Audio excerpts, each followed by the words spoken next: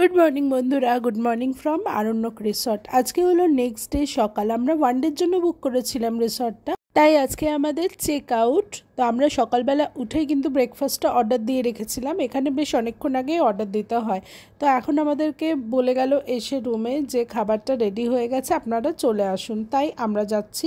আর রিসর্টটাও তো ঘুরে দেখানো হয়নি আগের ভিডিওটাতে, তো সেটাও এখন ভাবলাম আপনাদেরকে একটু ঘুরিয়ে দেখিয়ে দিই। কারণ এইরকম চারিদিকে প্রকৃতির মাঝে সবুজের সমাহার আমরা তো খুব একটা পেয়ে উঠি না, তাই না? তো চারপাশটা সৌমেনকে বললাম একটু ভালোভাবে আমার বন্ধুদের কিন্তু তুমি দেখিয়ে দাও।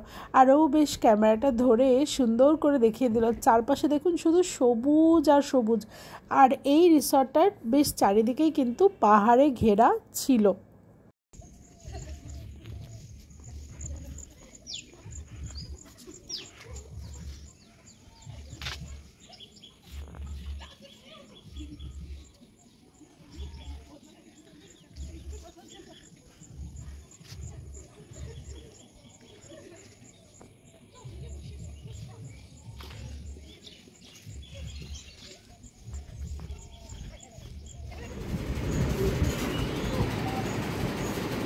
ফাইনালি ব্রেকফাস্ট চলে এলো কিন্তু ডিম সেদ্ধ আর বাটার টোস্ট, আর তার সাথে আমরা নিয়ে নিয়েছিলাম চা আর একটু মিষ্টি। ফাইনালি হোটেল চেক আউট করে আমরা কিন্তু বেরিয়ে গেলাম। আর রাস্তাটা চারিদিকে দেখুন কি দারুণ সবুজ, আর ওই সামনে দেখা যাচ্ছে পাহাড়।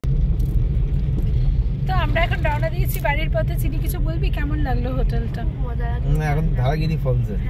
ও হ্যাঁ হ্যাঁ, সরি সরি, এই যে এখন ধারাগিরি ফলস গিয়ে তারপরে বিভূতিভূষণ বন্দ্যোপাধ্যায়ের বাড়ি যাবো। হ্যাঁ হ্যাঁ, এখন 600 meters slide right।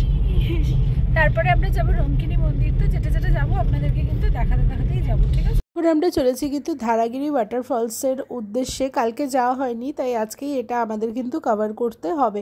আর আমার শরীরটা না একটু একটু করে খারাপ হতে শুরু করেছে, জানি না কেন। আর এই ধারাগিরি ফলস নিয়ে বলে রাখি, এখানে কিন্তু বেশ খানিকটা ট্রেক করতে হয়। মানে যেখানে অবধি গাড়ি যায় সেখান থেকে ধরে নিন আরও প্রায় হাফ অ্যান আওয়ার মতো ট্রেক করে কিন্তু ফলসের কাছে যেতে হবে।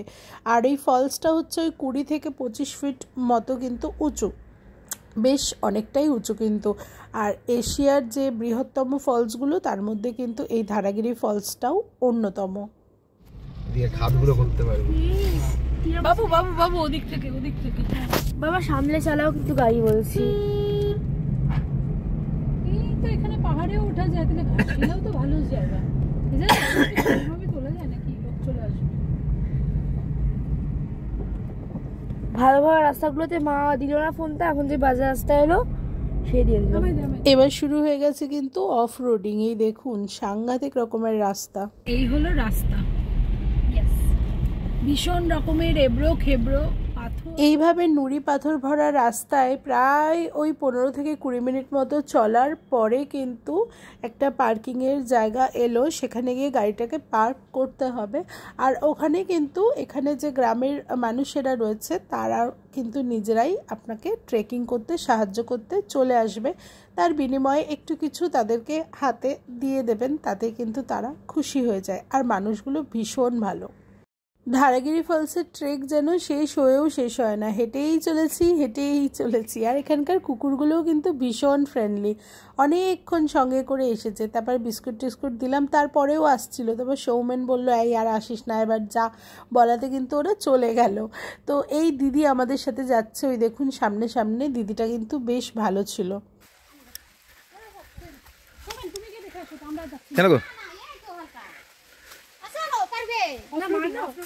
ওদিকে কোথায় যাচ্ছ?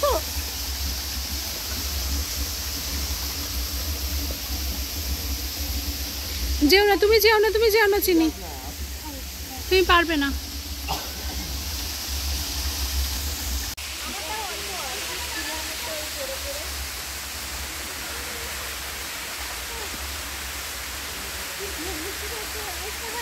চিনি এক জায়গায় দাঁড়া।